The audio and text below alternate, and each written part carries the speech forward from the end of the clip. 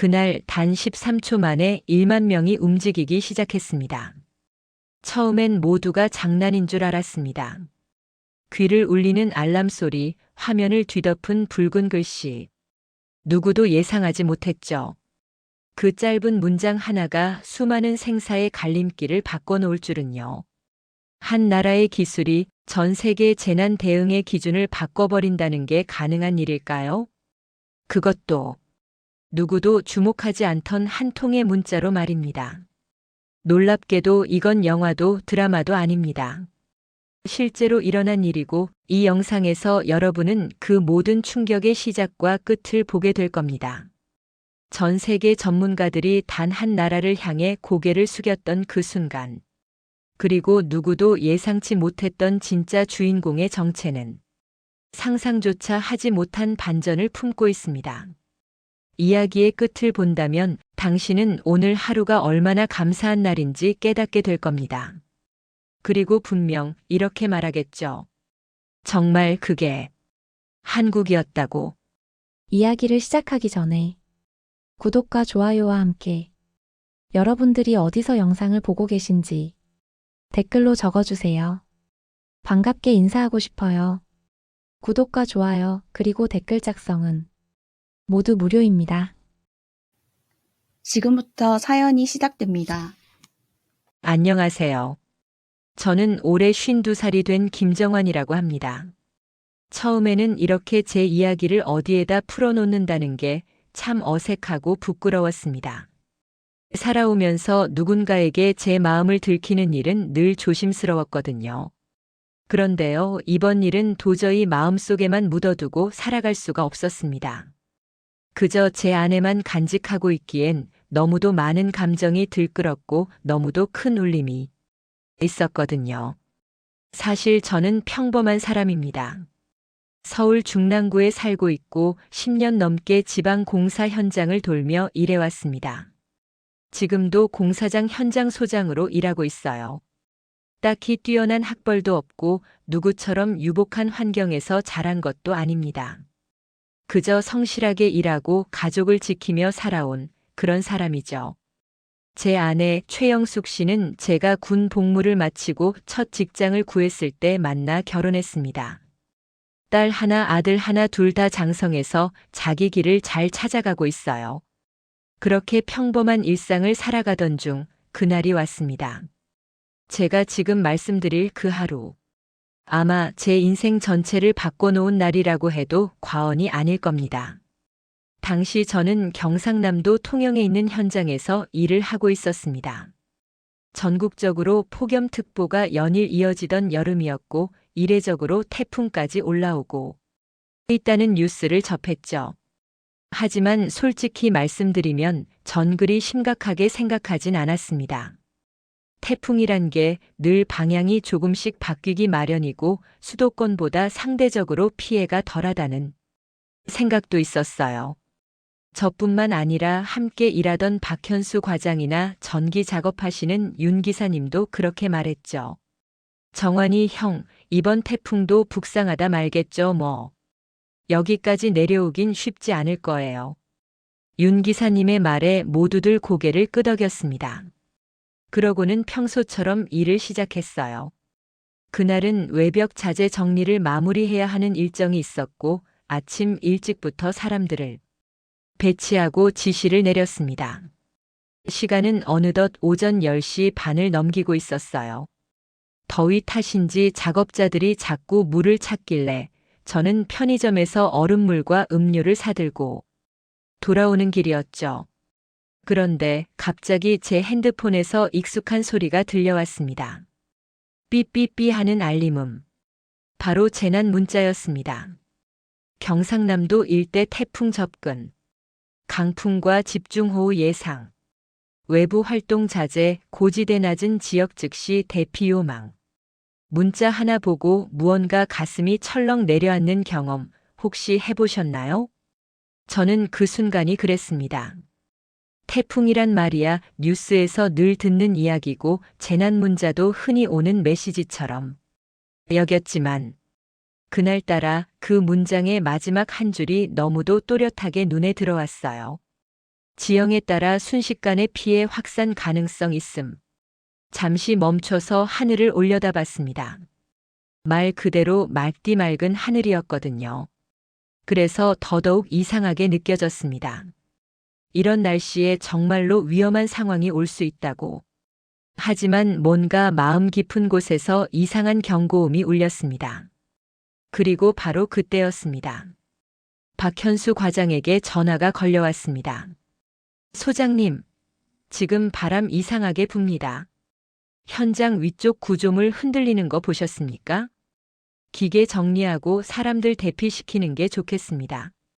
말을 마치기도 전에 제 발걸음은 현장 쪽으로 향하고 있었습니다. 그리고 그날 제가 보게 된 풍경은 정말로 제 평생 잊지 못할 너무도 아찔하고 믿기 힘든 장면들이었어요. 그 이야기를 이제 하나씩 풀어보려 합니다. 긴 이야기가 될 수도 있습니다. 하지만 끝까지 들어주신다면 분명 당신도 느끼게 되실 겁니다.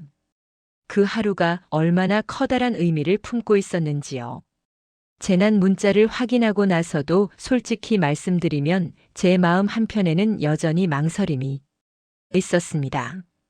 현장을 책임지는 입장이다 보니 괜히 과민 반응으로 작업을 중단시키는 게 아닐까 하는 생각이 먼저 들었거든요. 작업자들 하루 일당이 걸린 문제이기도 했고 공정 지연에 대한 부담도 적지 않았습니다. 그래서 저는 현장으로 걸어가면서도 계속 스스로에게 되묻고 있었죠. 정말 이 정도 상황으로 사람들을 전부 철수시키는 게 맞는 판단일까 하고요. 현장에 도착하니 이미 몇몇 작업자들이 하늘을 올려다보며 수군대고 있었습니다. 겉으로 보기엔 여전히 큰 이상은 없어 보였지만 가까이 다가가자 바람이 분명 달랐습니다. 살을 스치고 지나가는 바람이 가볍지 않았고 건물 외벽에 쌓아둔 자재들이 미세하게 떨리고 있었어요. 눈에 띄게 흔들리는 건 아니었지만 오래 현장을 지켜온 제 눈에는 충분히 불안한 신호였습니다. 소장님, 바람 방향이 아까랑 완전히 다릅니다. 전기 작업을 맡고 있던 윤태수 기사님이 조심스럽게 말을 건넸습니다. 윤 기사님은 현장 경험이 30년이 넘는 분이라 저도 그분의 감각을 신뢰하는 편이었죠. 아직 비도 안 오는데요. 젊은 작업자 한 명이 웃으며 말했습니다. 그 말에 몇몇이 따라 웃었고 분위기는 다시 조금 느슨해졌습니다. 그 웃음이 나중에는 그렇게 가슴 아프게 떠오를 줄은 그때는 상상도 못했습니다. 저는 잠시 말을 고르고 있다가 현장 중앙에 서서 목소리를 높였습니다. 일단 외벽 쪽 작업은 중단합시다. 자재 정리는 최소한으로 하고 무거운 건 고정부터 하세요. 작업자들 표정에는 아쉬움이 섞여 있었지만 다들 제 말을 따랐습니다. 그때까지만 해도 저는 이 결정이 얼마나 큰 의미를 갖게 될지 몰랐습니다. 그저 현장 소장으로서 할 수 있는 가장 무난한 선택이라고 여겼죠. 시간이 조금 더 지나자 하늘이 서서히 변하기 시작했습니다. 아까까지만 해도 푸르던 하늘이 마치 누군가 얇은 회색 천을 덮어놓은 것처럼 흐려졌습니다. 바람 소리도 달라졌어요. 처음엔 귀를 스치는 정도였다면 점점 낮고 묵직한 소리가 섞이기 시작했습니다.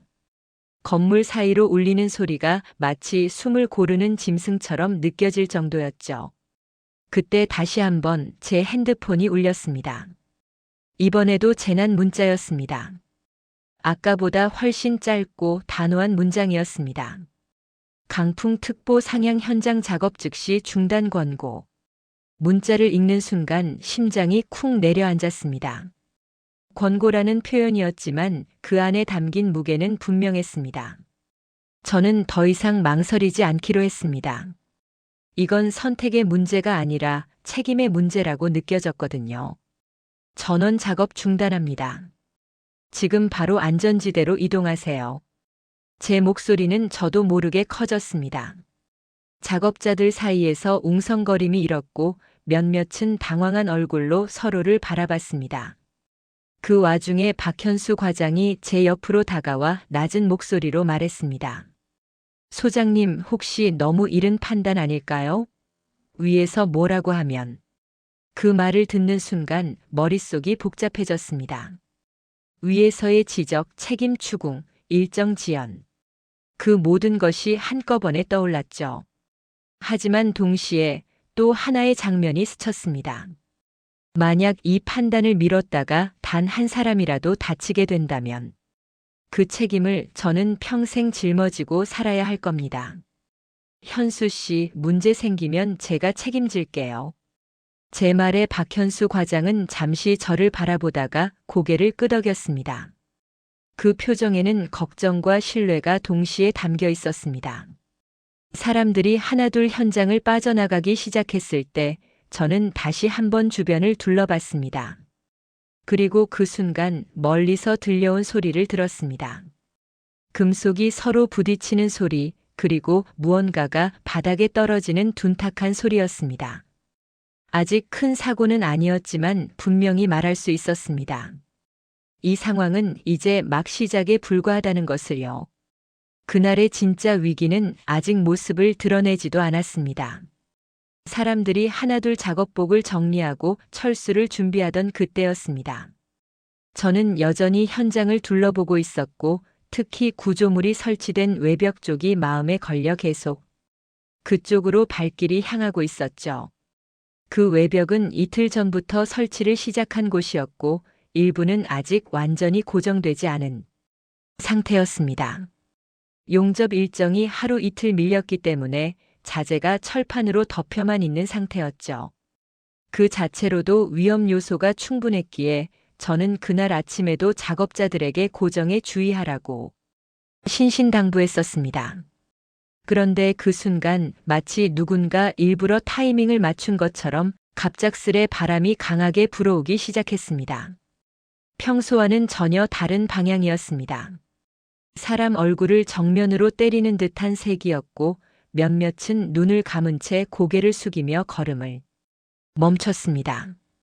야, 자재 넘어간다. 누군가의 외침이 들렸고 그 순간 저는 반사적으로 몸을 돌렸습니다. 그리고 정확히 제 눈앞에서 높이 세워져 있던 철제 가림판이 기우뚱 기울더니 쿵 하는 소리와 함께 땅바닥을 강하게 내리쳤습니다. 먼지가 치솟았고 그 안에 있던 박현수 과장이 재빨리 몸을 굴려 피했습니다. 하지만 그의 얼굴엔 흙먼지와 핏방울이 섞여 있었습니다. 왼쪽 이마 쪽에 철판 끝이 스친 듯 살짝 찢긴 상처가 보였고 그는 당황한 얼굴로 저를 바라보며 말했습니다. 진짜 큰일 날 뻔했네요, 소장님. 말씀 안 들었으면 지금 이 자리에 없었을지도 모릅니다. 저는 말없이 고개만 끄덕였습니다. 가슴이 요동치는 게 느껴졌습니다. 방금 있었던 그 짧은 순간이 단순한 우연이라고는 도저히 느껴지지 않았습니다. 뭔가 더 큰 일이 벌어질 거라는 설명할 수 없는 불길함이 엄습해왔죠. 곧이어 다시 재난 문자가 왔습니다. 이번에는 더 긴급한 어조였습니다. 경상남도 전역 태풍 경로 중심부 진입. 시속 100km 이상 강풍 가능성. 모든 외부 활동 즉시 중단 권고. 문자를 읽고 나니 등줄기에 땀이 흐르기 시작했습니다. 이건 단순한 자연 현상이 아니었습니다.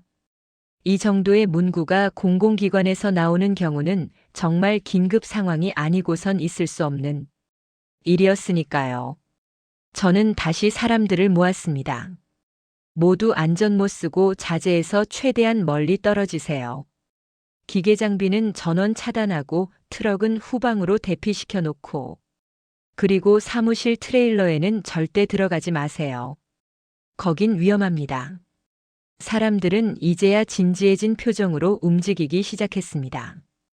더 이상 농담하거나 웃는 이도 없었고 눈빛들의 긴장이 역력하게 묻어났습니다. 그 순간 아내가 전화를 걸어왔습니다. 여보, 거기 괜찮아? 뉴스에 통영 쪽 위험하다고 계속 나와. 저는 걱정하지 말라는 말을 반복하며 아내를 안심시켰습니다. 하지만 그 와중에도 제 목소리는 떨리고 있었습니다. 그 떨림은 단순히 바람 때문이 아니었습니다. 이 모든 상황이 하나의 고리처럼 연결되어 움직이고 있다는 느낌이 강하게 들었기 때문입니다. 그리고 그 고리는 점점 조여오고 있었죠. 잠시 뒤 철수 중이던 한 작업자가 갑자기 저를 불렀습니다. 소장님, 저쪽 컨테이너 뒤편에 고인물이 넘치고 있습니다. 지하 배수관이 역류한 것 같아요. 이건 단순한 바람 문제가 아니었습니다.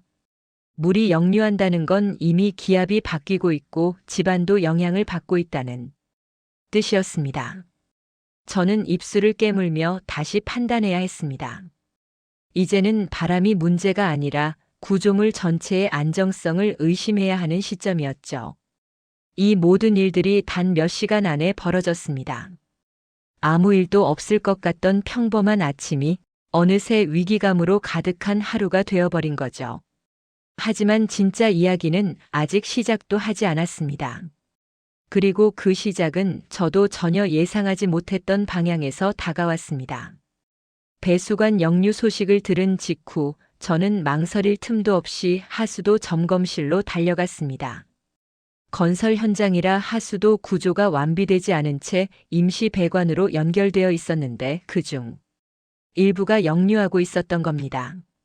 맨홀 뚜껑 사이로 흙탕물이 조금씩 스며 나오고 있었고 그 아래에서는 꿀렁꿀렁하는 기분 나쁜 소리가 계속 났습니다. 이 정도면 당장 물이 차올라도 이상하지 않겠습니다. 퇴근길엔 고립될 수도 있어요. 현장 안전관리 책임자인 조석훈 대리가 다소 겁먹은 얼굴로 말했습니다. 조 대리는 평소 침착하기로 유명한 사람이었기에 그의 표정이 심상치 않다는 걸 느끼는 데 오래 걸리지 않았습니다. 저는 잠시 고민하다 조 대리에게 조용히 말했습니다. 석훈 씨, 사람들 분산시켜요. 한쪽 출입구만 집중되면 안 됩니다. 작업자들 차량은 모두 낮은 지역에서 빼고 고지 쪽 주차장으로 돌려놓고요. 그 지시를 내리고 돌아서는 찰나였습니다. 소장님, 여기요. 이쪽으로 좀 와주세요. 현장 초입 쪽에서 한 청년이 손을 흔들고 있었습니다. 김수환이라는 이름의 막내 작업자였죠. 이 친구는 올해 갓 25이 되었고 말수가 적지만 눈치가 빠르고 성실한 청년이었습니다. 무슨 일이에요? 제가 다가가 묻자 김수환 씨는 주차장 아래편을 가리켰습니다. 그곳엔 낡은 소형 트럭 한 대가 주차되어 있었고 그 안에 아이가 울고 있었습니다. 저기 트럭 안에 아기 오근데 안에 사람이 없어요. 어른이. 순간적으로 제 숨이 멎는 듯 했습니다.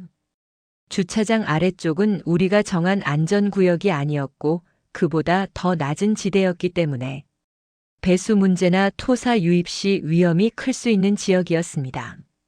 제가 트럭 문을 열자 젖먹이로 보이는 아이가 작은 담요에 둘둘 쌓여 울고 있었습니다. 다급히 주변을 살펴봤지만 부모로 보이는 사람은 아무도 없었습니다. 그리고 그 순간 뒤편에서 한 여자의 외침이 들렸습니다. 거기 우리 아기. 아, 제발. 흑투성이가 된 슬리퍼를 신은 젊은 여성이 숨을 헐떡이며 달려왔습니다. 그녀의 얼굴에는 눈물과 땀이 범벅이 되어 있었고 다리에선 피가 조금씩 흐르고 있었습니다. 죄송합니다. 현장에 남편이 있어서요. 잠깐 애를 차에 두고 물 좀 가지러 간 사이에 그녀는 말끝을 잇지 못했습니다. 손에 들고 있던 생수통은 절반쯤 비어 있었고 팔은 떨리고 있었습니다. 병원에 가보셔야겠어요. 피가 멈추질 않네요. 제가 말하자 그녀는 고개를 저었습니다. 괜찮습니다. 남편이 아직 연락이 안 돼서 찾으러 가야 해요. 그 말에 제 안에서 무언가가 움직이기 시작했습니다. 아까 작업자 전원이 철수했다고 생각했는데 누군가 빠졌다는 이야기였습니다. 이름이 어떻게 되세요? 이정우예요. 남편 이름은 이정우. 저는 조석훈 대리와 눈을 마주쳤습니다. 그리고 곧장 체크리스트를 꺼내어 사람 수를 다시 확인하기 시작했습니다. 빠르게 훑던 그의 손이 멈췄습니다. 소장님 정우 씨 아직 체크 안 돼 있어요. 그리고 오늘 오전에 자재 창고 보수 작업 맡았던 조장이에요. 그제야 퍼즐이 맞춰지듯 끼워졌습니다. 자재 창고는 현장 가장 안쪽 그리고 바람이 제일 먼저 불기 시작한 방향에 위치한 곳이었습니다. 제 손에는 아직도 재난 문자 알림창이 떠 있었습니다. 바람, 지형, 토사 위험. 지금 그가 있는 위치는 문자에서 경고한 즉시 대피가 요구된 바로 그 지점이었습니다. 저는 아무 말 없이 현장 안쪽으로 달리기 시작했습니다.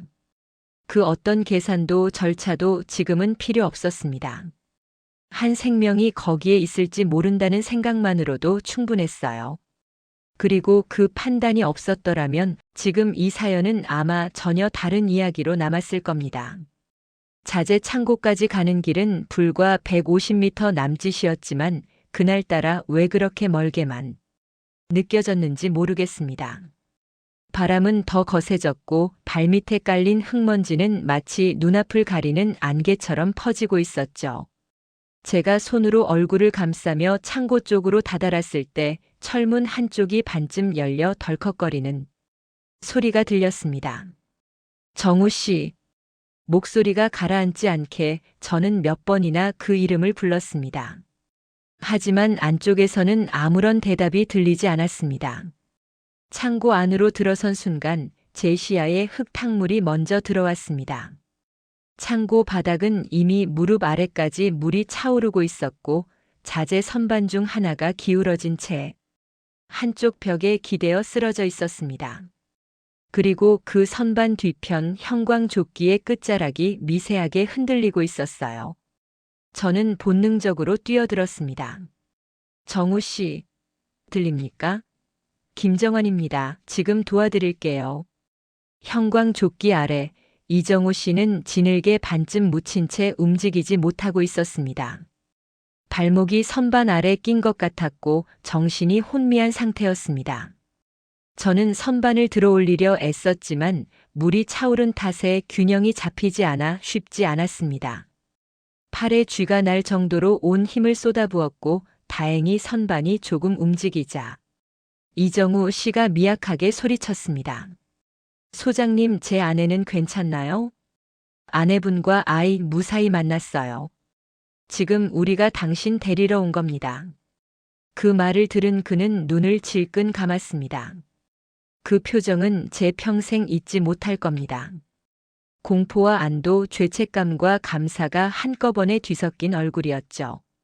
저는 그의 한쪽 팔을 제 어깨에 둘러얹고 몸을 숙여 그를 끌어냈습니다.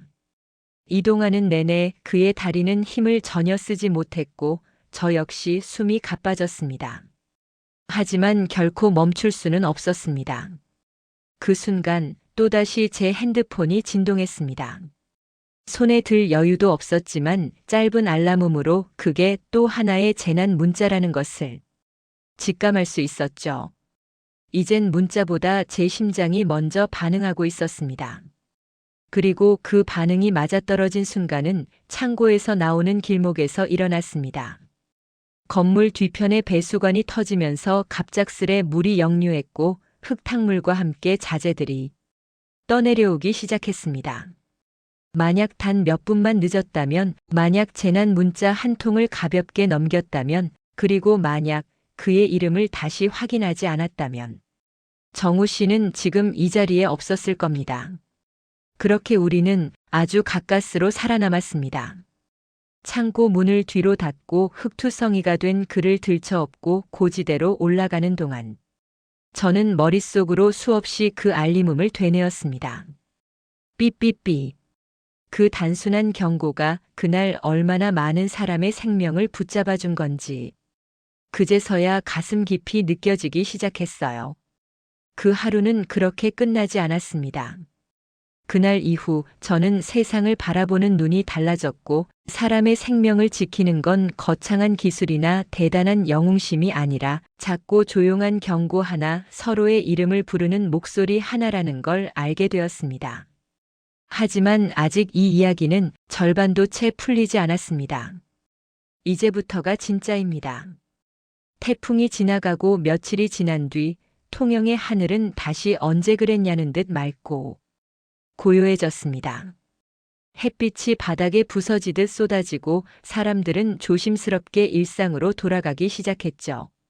하지만 저만은 조금 달랐습니다. 사람들이 일터로 돌아오고 작업은 다시 시작되었지만 제 마음속에는 무언가 설명할 수 없는 공백이 생겼습니다. 사무실 트레일러 안 조용히 혼자 앉아 있다가도 문득 그날의 장면이 떠올랐고 사람들이 웃으며 대화하는 소리에도 자꾸만 알림음이 섞여 들리는 듯 했어요. 삐삐삐. 그 단순한 소리 하나가 사람 목숨을 가르고 삶의 방향을 완전히 뒤바꿔 놓은 걸 이제야 실감하고 있었습니다. 이정우 씨는 다행히 큰 수술 없이 회복 중이었습니다. 며칠간 입원했지만 의사가 말하길 조금만 늦었더라면 저체온증과 쇼크로 위태로웠을 거라고 했습니다. 그 말을 들었을 때 저는 말없이 고개를 숙였습니다. 누구에게도 내색하지 않았지만 그날 이후 제 안에는 하나의 무게가 생겼거든요. 그건 바로 선택에 대한 무게였습니다. 그날 제가 그 재난 문자를 무시했다면, 그날 이름을 다시 확인하지 않았다면, 그날 그냥 자재 창고를 나중에 점검하기로 했다면, 그 작은 판단 하나하나가 사람의 생사를 갈랐다는 걸 알게 되니, 이후부터는 모든 행동이 조심스러워졌습니다. 작업자들의 명단을 확인하는 눈빛, 안전모 끈을 조이는 손, 그리고 다시 한번 울려 퍼지는 재난 문자 알림음. 이제는 그 소리가 귀찮은 경보가 아니라 사람을 살리는 신호처럼 느껴졌어요. 며칠 뒤 구청에서 연락이 왔습니다. 현장 철수 당시의 판단이 빨랐다며 지역 안전관리 담당자분이 면담을 요청하셨습니다. 그날의 대피와 구조 상황에 대해 간단한 경과 보고를 요청하는 자리였죠. 저는 처음엔 그게 뭐 대단한 일인가 싶었지만 막상 담당자 앞에 앉으니 생각보다 말이 잘 나오질 않았습니다.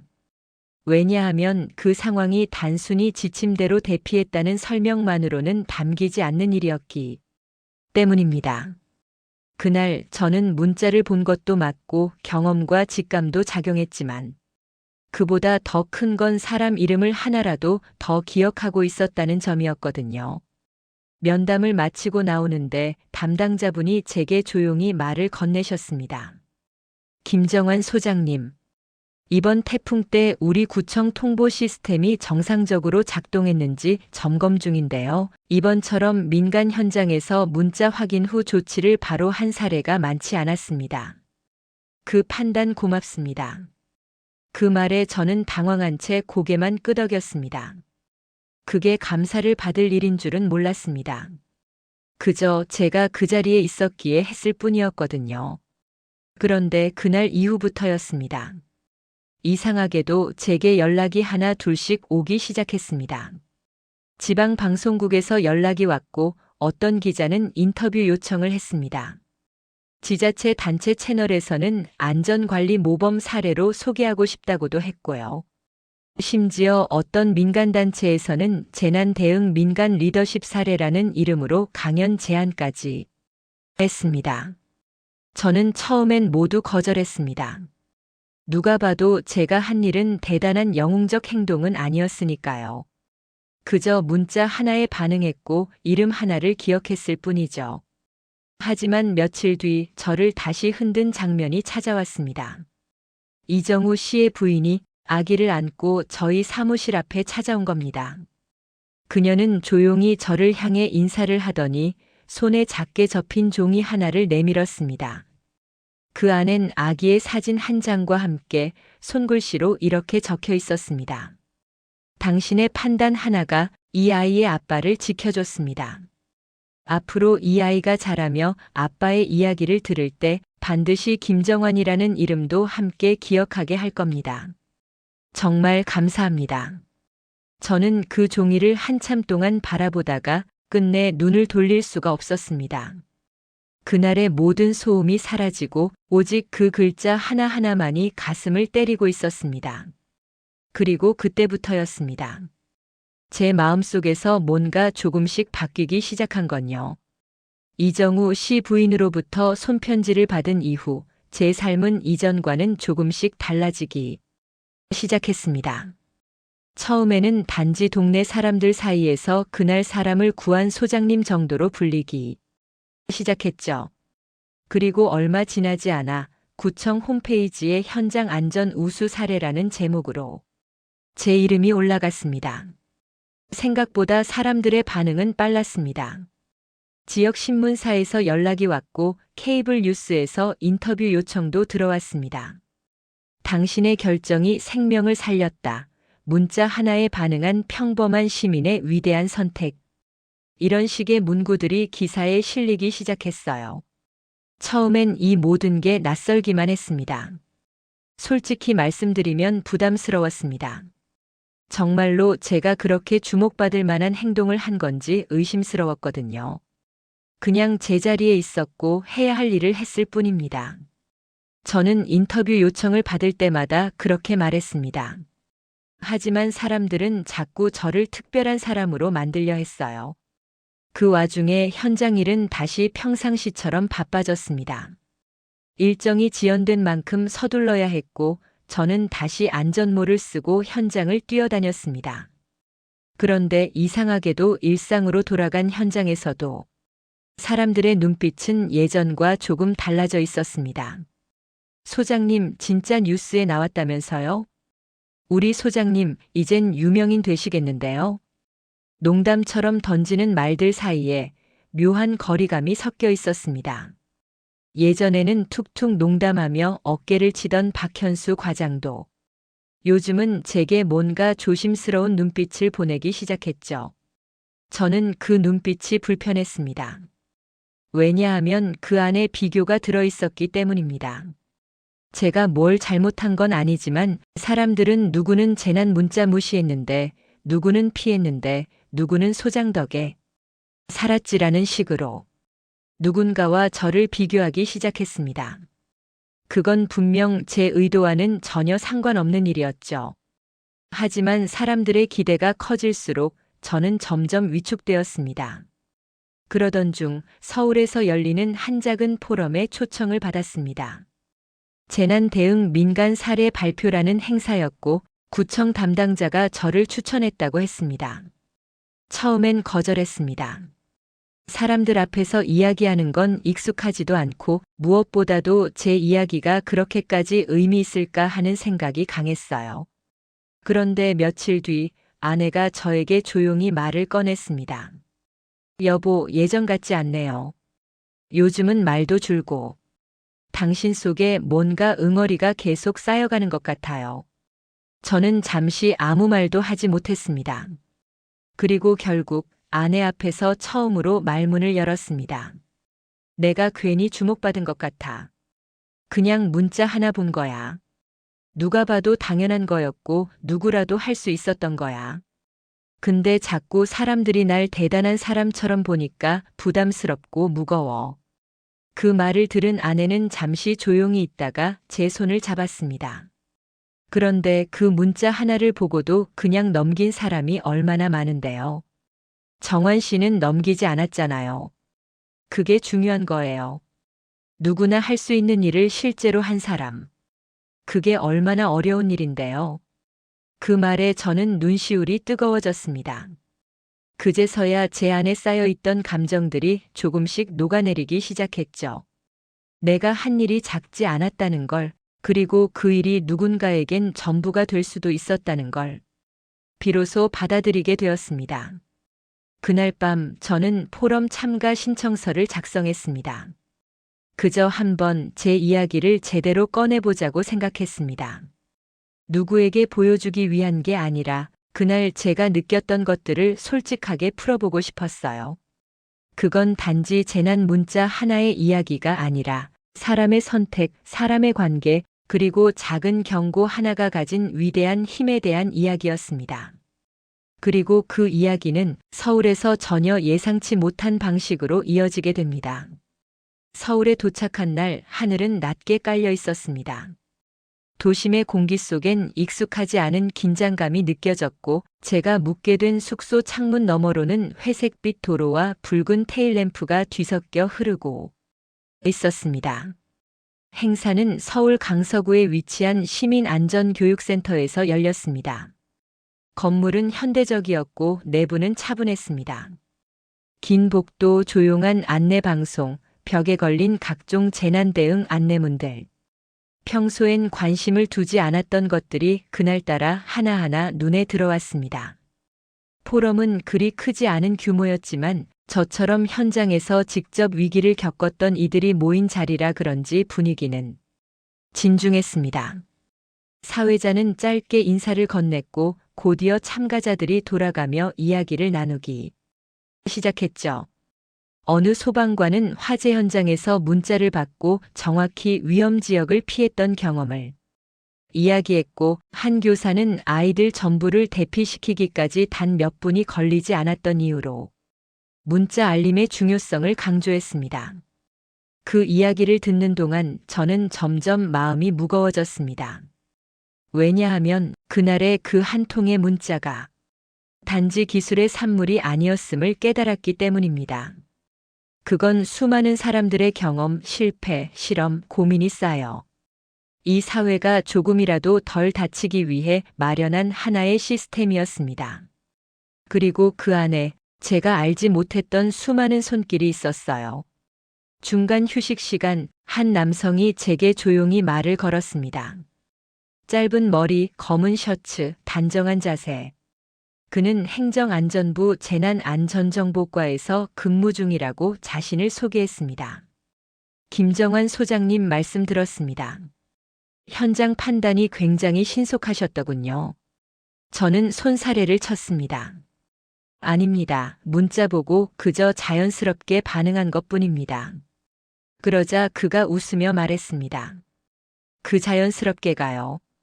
우리가 수년간 준비한 시스템이 효과를 낸 순간입니다. 그 말이 저에겐 아주 크게 들렸습니다. 누군가는 사람들이 당연히 대피하게 만들기 위해 문자 하나에도 반응하게 만들기 위해 수없이 많은 밤을 보내며 연구하고 있었던 겁니다. 그는 제게 작은 자료집 하나를 건넸습니다. 그 안에는 한국의 재난문자 시스템이 어떤 경로로 발전해 왔는지, 어떤 기준으로 어떤 문장이 만들어지는지에 대한 설명이 담겨 있었죠. 초기엔 사람들의 반응이 너무 느렸습니다. 어떤 문장을 보내야 즉각적으로 움직이는지 그걸 분석하기 위해 우리는 실제 재난 데이터를 수없이 분석해야 했습니다. 그가 말했습니다. 그래서 지금의 문자 형식이 완성된 거고 즉시 대피, 고지대로 이동, 이런 단어들이 표준으로 자리 잡은 거예요. 저는 고개를 끄덕였습니다. 머릿속엔 그날 받았던 문장의 문구가 그대로 떠올랐습니다. 지형에 따라 순식간에 피해 확산 가능성 있음. 즉시 외부 활동 자제, 고지대 이동 요망. 그 말들이 단지 경고가 아니었다는 걸, 단어 하나에도 엄청난 계산과 데이터가 녹아 있었음을 그제야 이해할 수 있었습니다. 포럼이 끝난 뒤 저는 행사장을 나서며 뒤를 한번 돌아봤습니다. 그리고 아주 작게 혼잣말처럼 중얼거렸습니다. 이건 운이 아니었구나. 누군가가 오랫동안 준비한 덕분이었구나. 그날 밤 숙소에서 혼자 TV를 보다가 재난 예고 방송이 나오는 걸 보고는 처음으로 핸드폰 알림음이 반갑게 느껴졌습니다. 삐삐삐. 그 소리는 이제 저에게 누군가가 지금도 나를 지켜보고 있다는 신호로 들리기 시작했거든요. 그리고 그 이튿날 예상치 못한 연락이 또 하나 들어옵니다. 그 전화 한 통이 제 인생을 두 번째로 뒤흔들게 됩니다. 포럼이 끝난 다음 날 아침 저는 숙소 근처 작은 식당에서 조용히 해장국을 먹고 있었습니다.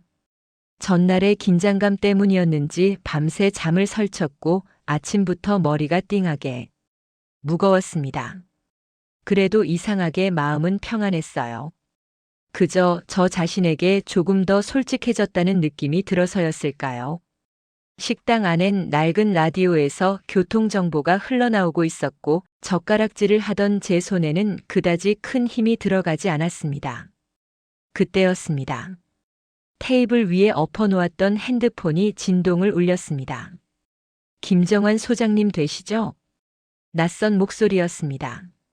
하지만 전화 너머의 어조는 차분하고 동시에 뭔가를 확인하려는 느낌이 들었어요. 네, 맞습니다만. 저는 대통령 직속 재난대응자문단 비상조정실에서 연락드린 이현석이라고 합니다. 그 이름과 소속을 듣는 순간 젓가락을 들고 있던 제 손이 멈췄습니다. 예, 저와 무슨 일로?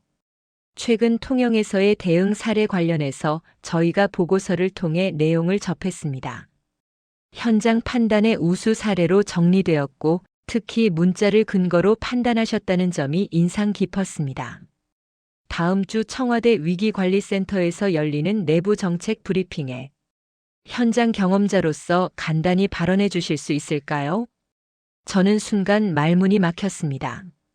청와대라는 단어 자체가 제겐 너무 먼 세계처럼 느껴졌거든요. 그런 자리에 저 같은 현장 소장이 서는 게 맞는 걸까? 온갖 생각이 복잡하게 엉켜 머릿속을 맴돌았습니다. 그는 덧붙였습니다. 부담스러우시면 정중히 거절하셔도 괜찮습니다. 다만 실제 현장에서 어떤 일이 있었고 문자가 사람들의 판단에 어떤 영향을 미쳤는지를 당사자의 입으로 듣는 것이 정책 설계에 큰 도움이 될 수 있어서요. 그 말을 듣고 저는 조용히 숨을 들이켰습니다. 어제 포럼에서 받았던 질문들이 머릿속을 맴돌았고 아내의 말도 다시 떠올랐습니다. 누구나 할 수 있는 일을 실제로 한 사람. 그 문장이 또 한 번 제 안에서 울림을 일으켰습니다. 결국 저는 승낙했습니다. 네, 해보겠습니다. 다만 제 경험이 실제로 도움이 될 수 있을지는 모르겠습니다. 충분히 도움이 됩니다, 소장님. 감사합니다. 전화를 끊고 나서 한참 동안 식당 천장을 바라보며 앉아 있었습니다. 뜨거웠던 국물도 사람들의 대화 소리도 모두 멀게만 느껴졌습니다. 그날 오후 저는 통영으로 내려가기 전 서울역 근처 작은 공원 벤치에 앉아 있었습니다. 붉게 물든 단풍잎 사이로 햇살이 쏟아졌고 아이들이 강아지를 끌고 뛰어다니는 모습이 눈앞에 펼쳐졌습니다. 그 순간 문득 제가 겪은 그 하루가 정말 꿈처럼 느껴졌습니다. 현장 한가운데에서 사람을 구조하고 그게 기사화되고 포럼에 나가고 이젠 청와대라니요. 하지만 그 흐름 속에는 분명 누군가의 의도나 설계가 아닌 한 사람의 선택들이 모여 만든 결과가 있었어요. 작은 판단 하나, 이름 하나 기억해낸 일, 그리고 그 모든 것의 시작이었던 재난 문자 하나. 그 문자가 지금은 제 인생의 방향을 완전히 바꾸고 있었습니다. 그리고 저는 그 흐름이 단지 저만의 변화가 아니라는 것을 곧 깨닫게 됩니다. 이제 이 이야기는 제가 아닌 우리 모두의 이야기로 향하게 됩니다. 청와대 위기관리센터라는 곳은 제가 살아오며 단 한 번도 상상해 본 적 없는 공간이었습니다.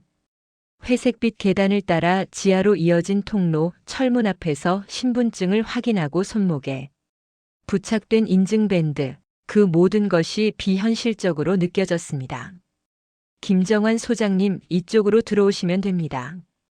단정한 정장을 입은 직원이 조심스럽게 문을 열어주었고 그 안엔 생각보다 소박한 회의실이 펼쳐졌습니다. 커다란 테이블, 빔 프로젝터, 그리고 각 부처의 이름이 적힌 명패들이 놓여 있었어요. 사람들은 제게 존칭을 써주었고 이야기를 할 때는 끝까지 경청해 주었습니다. 하지만 그 정중함 뒤에는 어쩌면 무겁고 복잡한 고민들이 가득하다는 걸 저는 어렴풋이 느낄 수 있었습니다. 김 소장님, 그날 재난 문자를 받고 대피 결정을 하신 시점이 정확히 언제였습니까? 안전기획관실에서 나온 분이 물었습니다. 저는 천천히 답했습니다. 오전 10시 반쯤이었습니다. 바람의 방향이 바뀌기 시작했고 그 전에 두 번째 재난 문자를 받았죠. 혹시 처음 문자를 받았을 땐 망설이셨습니까? 네, 많이 망설였습니다. 겉으로 보기엔 하늘이 맑았고 이전 경험상 큰 피해가 없었던 기억도 있었거든요. 그 순간 회의실 안에 있던 분들 중 한 분이 고개를 끄덕였습니다. 그는 국방부 산하의 기상정보 분석 담당자였고 표정은 깊이 잠긴 물처럼 고요했지만 말투는 단단했습니다. 사람들이 그런 판단을 하기 마련입니다. 그래서 문장을 바꾸는 겁니다. 예전엔 주의하세요라고만 썼지만 지금은 즉시 대피하세요, 고지대로 이동하세요로 바꾼 이유가 그겁니다. 저는 그 말을 들으며 또 한 번 느꼈습니다. 저의 작은 판단이 누군가의 언어 선택에서 시작되었다는 사실을요. 그날 회의의 끝자락에서 한 분이 조용히 제게 물었습니다. 김 소장님, 만약 그 문자가 없었다면 정말로 현장을 정리하셨을 것 같으신가요? 그 질문 앞에서 저는 잠시 말을 잃었습니다. 그리고 조용히 고개를 저었습니다. 아마 아니었을 겁니다. 그냥 지나갈 바람이라며 버텼을지도 모르겠습니다. 사람들 일당 걱정하고 일정 밀릴까봐 눈치 보고. 솔직히 말씀드리면 저도 그런 사람입니다. 그 말을 한 뒤 회의실엔 조용한 정적이 흘렀습니다. 그 침묵 속에서 저는 사람들이 기록하는 펜 소리와 누군가 깊게 숨을 들이마시는 소리를 들을 수 있었습니다. 그리고 그 침묵을 깨고 누군가가 조용히 말했습니다. 그렇기 때문에 그 문자가 중요합니다. 그 한마디는 그날 회의에서 제가 받은 가장 깊은 울림이었습니다. 회의를 마치고 나오는 길, 복도 끝에 걸린 대형 스크린엔 재난 문자 시스템 개선안 요약본이 흐르고 있었습니다. 그 안엔 이런 문장이 있었습니다. 위험을 판단하는 건 사람입니다. 하지만 그 판단을 이끄는 건 정보입니다. 우리는 그 정보를 책임집니다. 그 문장을 읽는 순간 제 가슴 깊은 곳에서 뭔가가 무너졌다가 다시 세워지는 느낌이 들었습니다. 제가 한 선택이 결국 누군가의 책임과 고민 위에 서 있었다는 사실. 그날 이후 저는 문자를 받을 때마다 누가 보냈는가를 떠올리게 되었습니다. 이름도 얼굴도 모르는 누군가가 보이지 않는 책상 위에서 사람을 살리기 위해 고르고 또 고른 단어 하나. 그리고 그 단어에 반응한 저의 결정. 그 작은 연결 하나가 사람 하나의 생명을 살릴 수 있었던 겁니다. 그 모든 걸 알고 나니 문자가 다르게 보이기 시작했습니다. 이제 그것은 단순한 경고가 아니라 누군가의 진심이 되어 있었습니다. 그리고 그 진심은 곧이어 제가 마주하게 될 예상치 못한 감동으로 이어지게 됩니다. 청와대 회의 참석 이후 통영으로 내려온 저는 다시 현장으로 복귀했습니다. 언론 보도는 잠잠해졌고 사람들의 관심도 서서히 잦아들고 있었습니다. 그 덕에 다시 익숙한 일상으로 돌아온 것 같았지만 제 안에는 여전히 어딘가 낯선 감정이 흐르고 있었어요. 그날 회의실에서 들었던 말들, 그리고 스크린에 떠있던 문장 하나하나가 자꾸만 머릿속을 맴돌았습니다. 우리는 그 정보를 책임집니다. 그 말이 그렇게 오래 남을 줄은 몰랐습니다. 그러던 어느 날 현장 점심시간을 틈타 트레일러 사무실에 들어온 저는 노트북을 켜고 간단히 이메일을 확인하고 있었습니다. 그런데 낯선 제목 하나가 눈에 들어왔습니다. 재난문자 시스템 관련질의 내부 적용 사례 검토 요청. 보낸 사람은 행정안전부나 구청이 아닌 한민간 재난기술연구소였습니다. 처음엔 단순한 설문조사나 사례 수집쯤으로 여겼지만 메일을 열자 그 안에는 제 이름이 언급된 상세 보고서 일부와 함께 이런 문장이 쓰여 있었습니다. 김정환 소장의 판단 시점과 문자의 전송 시각 간의 미묘한 시간 차에 대한 분석이 필요합니다. 해당 사례는 재난문자 시스템의 실효성과 사용자의 반응성 사이의 상관관계를 판단하는 데 중요한 기준이 될 수 있습니다. 처음에는 대수롭지 않게 넘기려 했습니다. 하지만 그 안에 담긴 미묘한 시간 차라는 표현이 이상하게 마음에 걸렸습니다. 내가 받은 문자와 판단한 시간이 뭐가 문제가 있었던 걸까? 다시 문자 수신 기록을 확인해 봤습니다. 첫 문자는 오전 10시 23분, 두 번째는 오전 10시 38분, 그리고 제가 철수 지시를 내린 시간은 오전 10시 41분. 딱히 이상할 것도 없는 시간 간격이었습니다. 하지만 연구소는 그것을 정확히 분석해야 한다고 했고, 그 뒤로 며칠간 몇 차례 더 자료 요청 메일이 들어왔습니다. 그러다 우연히 한 현장 관리 앱에서 기록된 안전 점검 로그를 확인하던 중이었습니다. 그날 제가 첫 작업 중단을 요청한 시간이 생각보다 빠른 오전 10시 28분으로 자동 기록되어 있었던 겁니다. 어라? 이상했습니다. 제가 기억하던 것보다 몇 분 더 이른 시간. 즉, 첫 번째 재난 문자 직후에 저는 이미 현장 자재 정리를 지시하고 있었던 겁니다. 순간 머릿속이 복잡해졌습니다. 그렇다면 내 판단은 두 번째 문자가 오기 전에 이미 시작된 건가? 그렇다면 그날의 결정은 정말 문자 때문만이 아니었던 걸까? 이 작은 의심이 꼬리를 물기 시작했습니다. 그리고 며칠 뒤 그 의심은 예상치 못한 방식으로 제게 되돌아왔습니다. 한 블로그 게시물에서 우연히 접한 글이었습니다. 김정환 소장의 재난 문자 영웅담, 사실은 기억의 오류. 라는 제목 아래엔 저의 사례와 문자의 전송 시점, 그리고 과장된 반응일 수도 있다는 내용이 담겨 있었죠. 처음엔 단순한 루머로 넘기려 했지만 그 글은 꽤 빠르게 퍼져나갔고 지역 커뮤니티와 일부 언론에서도 진실 공방이라는 식으로 다뤄지기 시작했습니다. 저는 혼란스러웠습니다. 분명 저는 문자에 반응했다고 생각했고 그 문자가 제게 경고를 주었다고 믿었어요. 그런데 이제 와서 그 판단은 당신의 직감이지 시스템 덕분이 아니다라는 이야기를 듣는 건 뭔가를 부정당하는 느낌이었습니다. 그 와중에 박현수 과장이 저를 찾아왔습니다. 소장님, 그 기사 봤습니다. 그런데 전 알아요. 우리가 문자 받고 나서 바로 움직이기 시작했다는 거. 그의 말에 고개를 끄덕이긴 했지만 제 마음속 의심은 쉽게 가라앉지 않았습니다. 그리고 그 의심은 곧 그날의 진짜 의미를 다시 돌아보게 하는 계기가 됩니다. 저는 그날 사람을 구한 게 시스템 덕분이었다고 믿었고 사람들은 저의 판단력을 칭찬했으며 이제는 둘 사이에서 갈팡질팡하고 있었습니다. 하지만 이 모든 혼란의 끝엔 제가 전혀 예상하지 못했던 감동적인 진실이 기다리고 있었습니다. 그리고 그 진실은 한 재난 문자 시스템의 엔지니어가 보내온 단 한 통의 손편지에서 시작됩니다. 블로그 기사 이후 저는 의도치 않게 또다시 사람들의 입에 오르내리게 됐습니다. 포럼 발표 이후 조용히 살아가고 싶었던 바람과는 달리 이번엔 기억 왜곡이라는 낙인이 따라붙기 시작했죠. 문자 때문이 아니라 본인 감으로 판단한 거면 그게 왜 재난 시스템 홍보 사례냐? 기억이 왔다 갔다 하잖아. 뭔가 이상하지 않나? 거짓말 하려던 건 아니지만 잘못된 정보는 정정돼야지. 이런 말들이 온라인과 지역 카페에서 퍼지기 시작했고 저는 그때부터 사람들과 눈을 마주치는 것도 꺼리게 되었습니다. 현장에서도 분위기는 미묘하게 바뀌었습니다.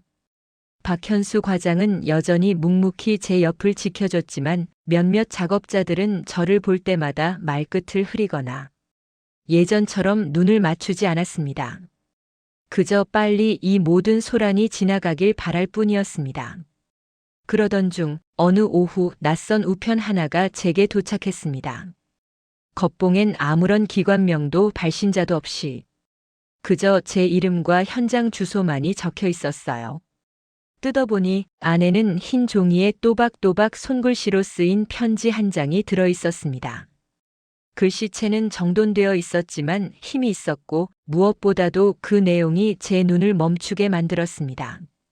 김정환 소장님께 저는 지난 5년간 행정안전부 외주 개발팀에서 재난 문자 표준 문장 개발에 참여했던 기술자입니다. 지금은 민간 연구소로 자리를 옮겼지만 문자 시스템이 사람들에게 어떤 영향을 주는지 늘 고민하며 살아왔습니다. 최근 소장님의 사례를 접하고 그리고 다시 논란에 휘말리신 걸 보며 제 입으로 꼭 드리고 싶은 말씀이 있어 이렇게 손편지를 씁니다.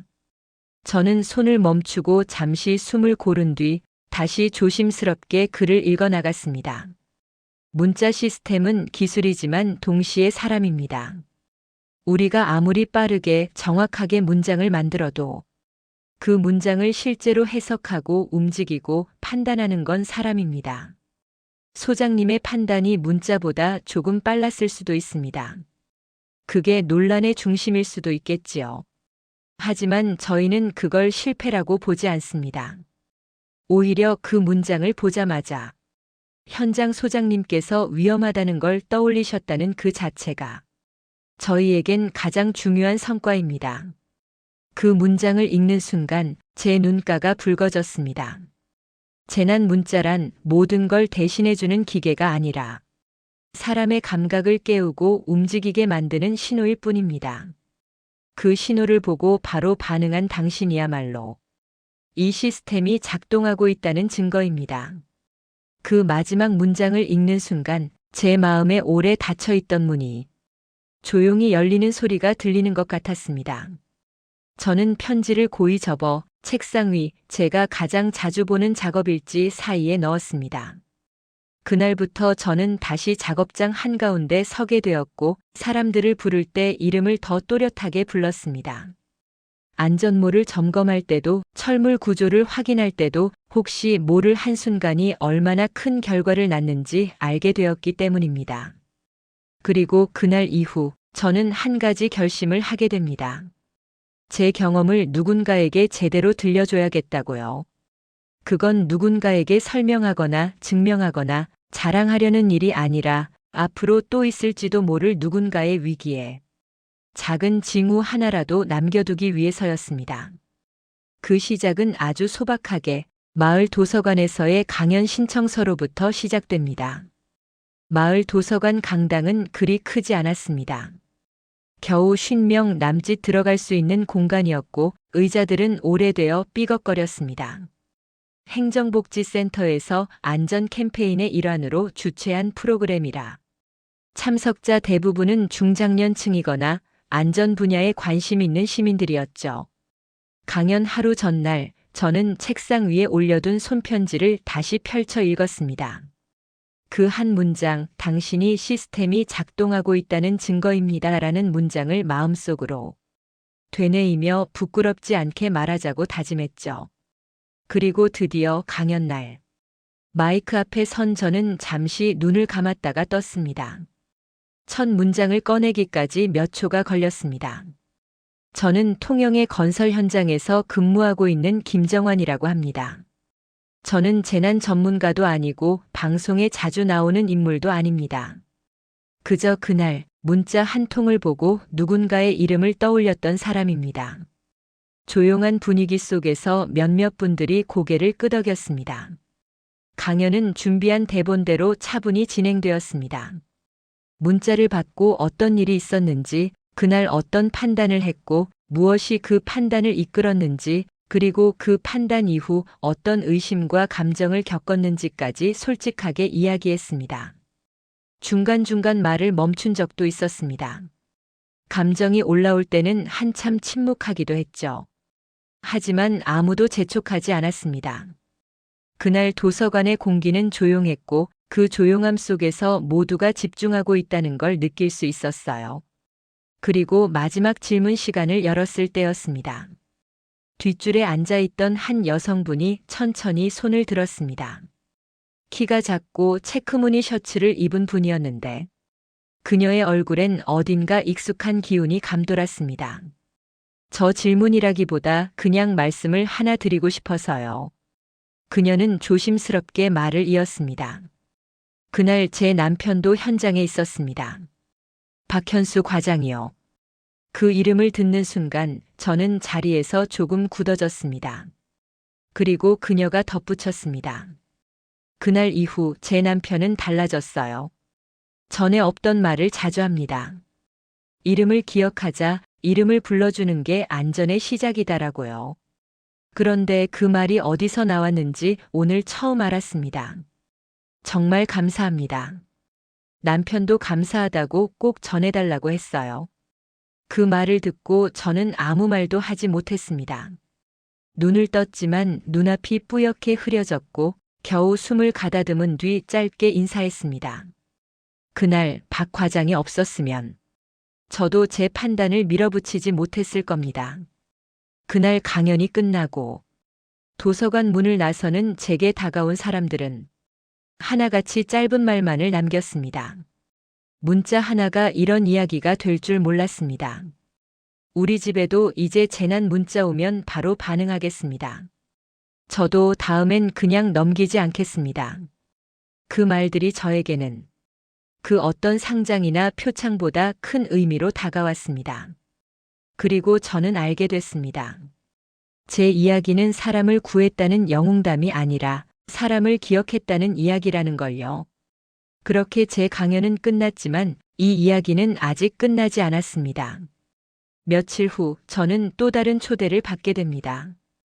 이번엔 지역 소방본부에서 안전교육 프로그램의 초청 강사로 함께 해달라는 요청이었어요. 그런데 그 강연에서는 제가 만날 줄 몰랐던 사람 한 명이 기다리고 있었습니다. 그 사람은 제가 재난 문자 시스템을 믿게 만든 그 문장을 처음 만든 주인공이었습니다. 소방본부 강연은 생각보다 큰 규모였습니다. 지역 안전센터장, 구조대 책임자, 그리고 신입 소방사들이 참석했고 자리를 꽉 메운 강당 안엔 긴장감보다도 묘한 기대감이 흘렀습니다. 강연은 익숙한 이야기로 시작됐습니다. 통영 태풍 당시의 상황, 문자 수신, 판단, 대피, 구조. 그리고 그날 이후 제게 닥친 일들과 변화. 사람들의 반응은 예전보다 훨씬 차분했지만 그 차분함 속에는 그날 내가 그 문자였다면 어땠을까 하는 진지한 상상이 깃들어 있는 듯 했습니다. 강연이 끝나고 소방본부 관계자가 제게 다가와 조심스럽게 말했습니다. 김 소장님, 오늘 여기 오신 분 중에 특별히 인사드릴 분이 한 분 계십니다. 저는 고개를 갸웃했죠. 그는 이어 작은 웃음을 머금은 채 손을 내밀었습니다. 따라오시겠습니까? 작은 회의실. 문을 열자 회색 셔츠를 입은 남성이 조용히 자리에서 일어섰습니다. 나이는 40 중반쯤 되어 보였고 말수는 적었지만 눈빛이 단단한 사람이었습니다. 안녕하세요. 저는 문정훈입니다. 문자 시스템 초기 개발에 참여했고 그날 통영 지역 메시지 문구 최종 점검 담당이었습니다. 그 말을 듣는 순간 저는 아무 말도 하지 못했습니다. 몇 초간 아무 말 없이 마주 선 채 그저 눈을 맞췄습니다. 그날 그 문장. 지형에 따라 순식간에 피해 확산 가능성 있음. 바로 그 문장을 만든 사람이 제 앞에 서 있었던 겁니다. 그는 조용히 손을 내밀었습니다. 그리고 제 손을 잡고 아주 짧게 말했습니다. 살려주셔서 감사합니다. 그 말은 제가 해야 할 말이었습니다. 그런데도 그는 거꾸로 감사의 인사를 했습니다. 저는 얼떨결에 대답했습니다. 제가 감사합니다. 그 문장 하나가 그날 우리 모두를 살렸습니다. 그는 고개를 살짝 숙였습니다. 그러더니 테이블 위에서 작은 서류철 하나를 꺼내 놓았습니다. 그날의 메시지는 총 6개의 문장 후보 중에서 가장 간결하지만 가장 직접적인 걸로 골랐습니다. 지형에 따라 피해 확산 가능성 있음. 이 한 문장 안에 기상 데이터, 수위 예측, 인구 밀집 구간 분석까지 다 녹아 있었습니다. 저는 말없이 그 문장을 바라봤습니다. 서류에 인쇄된 문장 후보들을 보며 그가 얼마나 신중하게 고르고 또 고른 끝에 그 한 줄을 결정했는지 느낄 수 있었습니다. 문정훈 씨는 이어서 말했습니다. 우리는 늘 고민합니다. 어떤 문장이 사람의 눈을 멈추게 할 수 있을까? 그런데 아무리 잘 만든 문장이라도 그걸 실제로 믿고 움직이는 사람 없으면 아무 소용 없습니다. 그날 김정환 소장님이 그 문장을 믿어줬다는 것. 그게 저희에겐 가장 큰 보람입니다. 저는 그 말을 듣고 처음으로 깊은 곳에서부터 어떤 깨달음을 느꼈습니다. 그날의 판단은 누구 하나의 선택이 아니었습니다. 기술자 한 사람의 문장, 현장 소장의 판단, 작업자의 직감, 서로를 기억한 이름, 그리고 한 아이의 울음까지. 그 모든 조각이 맞물려 하나의 결과를 만든 것이었습니다. 그날 이후 저는 재난 문자 하나를 그냥 알림으로 보지 않게 되었습니다. 그건 누군가가 당신을 기억하고 있다는 증거였습니다. 보이지 않는 책상 위에서 낯선 이름이지만 당신을 살리기 위한 문장을 매일 고르고 있는 사람들의 신호. 그 신호를 믿었던 그날의 저는 결코 혼자가 아니었습니다. 문정훈 씨와의 만남 이후 저는 한동안 아무 일도 손에 잡히지 않았습니다. 마치 제 인생의 어떤 회전축이 조용히 멈춘 듯한 느낌이었어요. 그동안 해왔던 고민, 불신, 자기회의. 그 모든 것들이 그의 말 한마디에 스르르 풀려내리는 듯 했습니다. 그 문장을 믿어주셔서 감사합니다. 이 간단한 말이 왜 그렇게 깊게 남았는지 며칠이 지나고서야 조금씩 이해하게 되었습니다.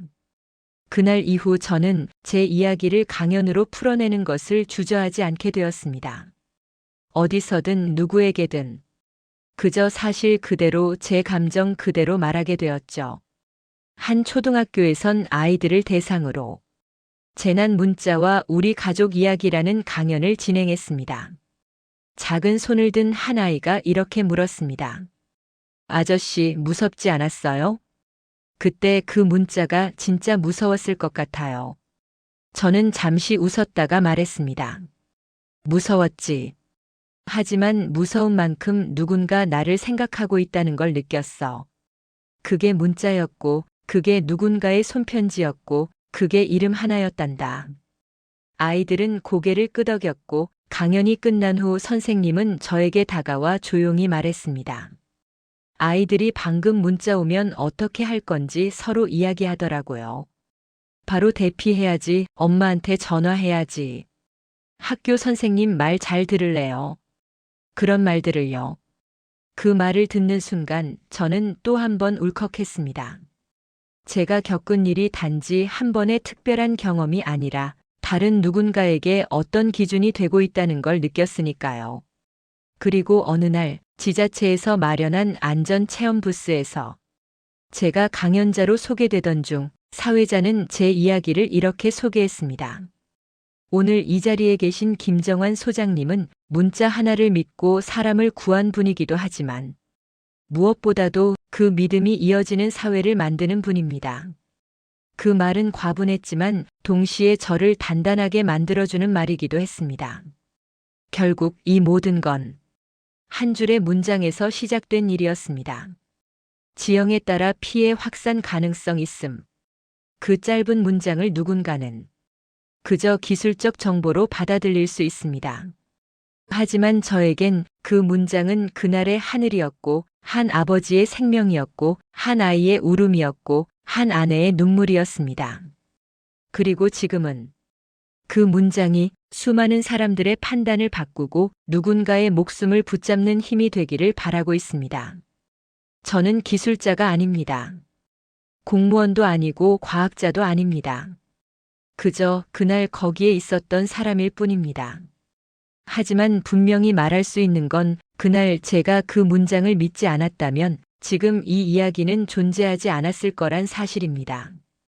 이제 저는 문자를 받을 때마다 되새깁니다.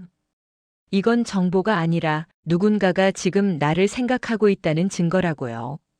그리고 언젠가 어느 현장에서 또다시 그 경고음이 울릴 때 그 문장을 믿는 누군가가 또 한 명의 생명을 지켜주기를 진심으로 기도합니다. 지금도 가끔은 그날의 바람 소리를 떠올립니다. 현장 가설재가 흔들리던 철컥이는 소리, 삐걱대던 철제문, 그리고 그 모든 것보다 더 깊이 귀에 남은 소리. 삐삐삐. 그 짧은 재난 문자 알림은 말입니다. 사람들은 그 소리를 불편해합니다. 무언가를 멈추게 하고 누군가를 긴장하게 만들고 어디론가 향하던 마음을 멈춰 세우는 소리니까요. 하지만 저는 그 소리가 들릴 때마다 오히려 안심이 됩니다. 그건 누군가가 지금 이 순간에도 보이지 않는 곳에서 저와 제 가족, 그리고 우리가 모르는 수많은 사람들을 지켜보려 노력하고 있다는 증거니까요. 퇴근길 지하철에서 들리는 알림음, 비 오는 날 저녁 뉴스를 타고 울리는 그 소리, 이젠 그 소리가 두려움이 아니라 준비됨을 알리는 신호로 들립니다. 그날 저는 그 소리를 듣고 움직였습니다. 그리고 누군가의 생명을 붙잡았습니다. 그리고 더 많은 것을 붙잡아야 할 것이 무엇인지 알게 되었습니다. 이제 저에게 재난 문자는 기술의 문제가 아니라 관심의 표현입니다. 사람을 향한, 살고자 하는 모든 마음을 향한 작고 단단한 신호입니다. 그래서 저는 지금도 그 소리를 기억하며 살아갑니다. 문자를 받을 때마다 그날 자재 창고에서 흙탕물 속으로 뛰어들던 순간 아이를 찾아 울먹이던 어머니의 얼굴, 그리고 아무 말 없이 절 따라온 박현수 과장의 눈빛을 떠올립니다. 모두가 각자의 방식으로 그 경고에 응답하고 있었습니다. 그게 대한민국이라는 나라가 가진 힘이었습니다. 누가 시켜서가 아니라 각자의 자리에서 서로를 지키기 위한 마음으로 반응하는 힘. 그건 법이나 매뉴얼보다 훨씬 강했고 숫자나 통계보다 훨씬 깊었습니다. 어쩌면 우리는 그런 마음이 한자리에 모였을 때 비로소 사람을 살리는 사회가 되는 것 아닐까요? 지금 이 글을 읽고 계신 당신도 언젠가 같은 소리를 들을지 모릅니다. 그때 부디 그 소리에 담긴 누군가의 진심을 떠올려 주세요. 당신의 작은 선택이 누군가에겐 전부가 될 수도 있습니다. 그날 이후 저는 길을 걸으며 문득문득 재난 문자 알림음이 머릿속에 울릴 때가 있습니다. 그 소리는 더 이상 위협이나 공포를 상기시키지 않습니다. 오히려 누군가 나를 생각하고 있다는 신호로 들립니다. 그 소리는 무심코 지나칠 수 있는 일상을 한순간에 멈추게 하기도 했습니다. 그리고 그 순간들이 모여 서로를 지켜주는 성읍처럼 우리 사회의 안전 지도를 만들어 왔습니다. 제가 처음 문자를 받았을 때에는 그저 현장에서 자연스레 반응한 한 개인의 선택에 지나지 않았습니다.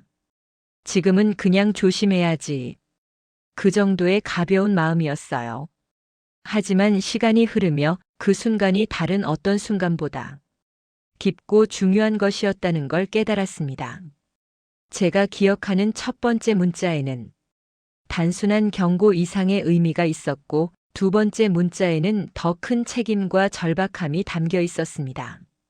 그리고 그 두 문자 사이에서의 불안, 그렇지만 흔들리지 않으려 했던 선택은 누군가의 소중한 삶을 붙잡았습니다. 문자를 만든 사람, 문자를 받은 사람, 그리고 그 문자를 믿고 움직인 사람. 서로 다른 세계의 마음이 만난 그 자리에서 한 인간의 삶이 이어졌습니다. 많은 이들이 영웅이 되기를 바라지만 정작 영웅이란 거창한 칭호를 달고 있는 사람이 아니라 그 순간 자기 자리에서 최선을 다한 평범한 사람이라는 걸 저는 온몸으로 느꼈습니다. 그리고 그것은 우리 한 사람 한 사람에게도 결코 먼 이야기가 아닙니다. 퇴근길, 지하철 안에서, 학교에서 아이 손을 잡고 걸어가는 부모의 어깨에서, 병원 앞 벤치에 앉아 누군가를 기다리는 사람의 눈빛에서 그 흔한 소리가 들릴 때 삐삐삐. 그건 그저 기술의 신호가 아닙니다. 보이지 않는 곳에서 나를 먼저 생각한 마음이 보내는 신호입니다. 그 마음은 우리가 모르는 사이에 이미 연결되어 있습니다. 그리고 그것은 우리를 더욱 따뜻하게 만듭니다. 어쩌면 이 사회가 진정한 의미로 안전한 곳이 된다는 건 거대한 시스템을 갖추는 일보다 서로의 작은 선택 하나하나가 모여 내 옆 사람을 먼저 생각하는 마음이 당연해지는 순간이 아닐까요? 그 마음 하나가 삶을 지켰고 삶을 이어갔으며 삶을 미래로 당겼습니다. 세상에는 수많은 문자들이 떠다닙니다. 하지만 진짜 문자란 단순히 전달되는 데이터가 아니라 사람과 사람 사이에 놓인 서로를 믿는 작은 마음의 선물일지도 모릅니다. 삐삐삐. 그 짧은 소리 속에는 수많은 숨소리가 담겨 있습니다. 두근거림과 긴장, 희망과 안도, 그리고 아직 닿지 않은 내일을 향한 마음입니다. 그 마음들이 서로를 부르며 오늘도 우리 곁을 지나갑니다. 그리고 언젠가 또 한 번 삐삐삐 소리가 울릴 때 당신은 다른 누군가를 떠올릴지도 모릅니다. 그리고 그 순간은 이 이야기가 당신에게 건네는 가장 따뜻한 인사가 될 것입니다. 어느 날 현장 점검을 마치고 사무실로 돌아오는 길, 마을 이장님이 제게 말을 걸었습니다. 김 소장, 요즘 뉴스에 나오는 그 문자 이야기 말이야. 그거 보면 자네가 떠올라. 아무 생각 없이 넘기던 게 이젠 왠지 가슴이 철렁해. 그 말을 듣고 저는 잠시 멈춰 섰습니다. 말은 짧았지만 그 속엔 그가 이제 조금 더 오래 문자 화면을 들여다보게 됐다는 고백이 담겨 있었어요. 저는 그때 처음으로 확실히 느꼈습니다. 나 하나의 경험이 다른 누군가의 인식을 바꿀 수 있다는 사실을요. 그건 거창한 영웅담이 아니라 작은 전염이었습니다. 신중함이 전염되고 경각심이 전염되고 그리고 믿음이 전염되는 것. 그날 이후 저는 문득문득 생각합니다. 우리 모두가 서로에게 하나의 문자일 수 있겠다고요. 어떤 날은 말없이 옆 사람에게 내미는 물 한 잔이 주의하세요라는 경고처럼 다가갈 수도 있고 어떤 날은 가족에게 건네는 늦은 안부 전화 한 통이 곧 폭우가 예상됩니다라는 관심의 알림일 수 있습니다. 우리는 모두 누군가에게 경고를 주고 희망을 건네며 안전을 지키는 존재가 될 수 있습니다. 그리고 그 모든 시작은 생각하는 마음 하나에서 비롯됩니다. 저는 그 문자를 받고 누군가의 이름을 떠올렸습니다. 그리고 그 이름은 곧 행동이 되었고 그 행동은 생명을 살렸습니다. 지금 이 순간에도 수많은 이름들이 문자의 수신자가 되고 또 어떤 순간엔 그들이 발신자가 되어 다른 누군가에게 움직임을 일으키게 됩니다. 사람은 혼자 살 수 없고 세상은 혼자 움직이지 않습니다. 작은 문자 한 통이 이 모든 것을 바꾸었습니다. 그리고 우리는 그 문자보다 훨씬 더 강하고 훨씬 더 넓게 퍼질 수 있는 존재입니다. 다음에 누군가가 힘들어 보일 때 말없이 옆에 있어 주세요. 그건 말이 없는 문자입니다. 지하철에서 아이를 안고 선 누군가에게 자리를 양보하는 순간, 그건 재난이 오기 전 누군가를 살리는 선제 대응입니다. 그러니까 우리는 이미 서로를 위한 재난 문자입니다. 울리지 않더라도 항상 켜져 있고 누군가에겐 세상을 바꾸는 경고음이 될 수 있는 존재. 그 믿음을 당신에게도 전하고 싶습니다. 그날 이후 저는 작은 강연을 꾸준히 이어가고 있습니다. 도서관, 복지관, 초등학교, 마을 회관까지 단상도 없고 조명도 없는 곳에서 그저 사람들 앞에 서서 그날의 문자 이야기를 들려주곤 하죠. 하지만 그중 가장 특별했던 자리는 제 아들이 다니는 중학교에서의 강연이었습니다. 처음엔 아들이 거부했죠. 아빠, 그런 거 하지 마. 애들 앞에서 창피하단 말이야. 그래서 저는 조용히 강연 신청을 취소하려 했습니다. 그런데 며칠 뒤 아들이 말없이 제 책상 위에 학교 공문 하나를 올려두었습니다. 1학년 안전교육주간 특별 강연 요청서. 아들은 말없이 문을 나갔고 저는 한참 동안 그 종이를 바라보다 작은 숨을 내쉬었습니다. 그날 학교 강당에 들어섰을 때 수많은 아이들의 눈빛이 저를 향해 있었고 그 가운데 아들도 있었습니다. 뒤에서 두 번째 줄 교복 단추를 꼭 채운 채 앉아있던 제 아이. 저는 천천히 말을 시작했습니다. 여러분은 삐삐삐 하는 소리를 어떻게 느끼나요? 놀라고 짜증나고 불편하죠? 하지만 저는 그 소리를 들을 때마다 아들의 얼굴이 떠오릅니다. 아이들의 눈이 반짝였습니다. 제 아들은 고개를 푹 숙인 채 아무 말 없었지만 어느 순간 슬쩍 고개를 들고 저를 바라보고 있었습니다. 저는 그 아이들에게 사람을 살린 그날의 이야기, 이름을 기억한 마음, 그리고 그 마음을 전해준 손편지의 이야기를 들려주었습니다.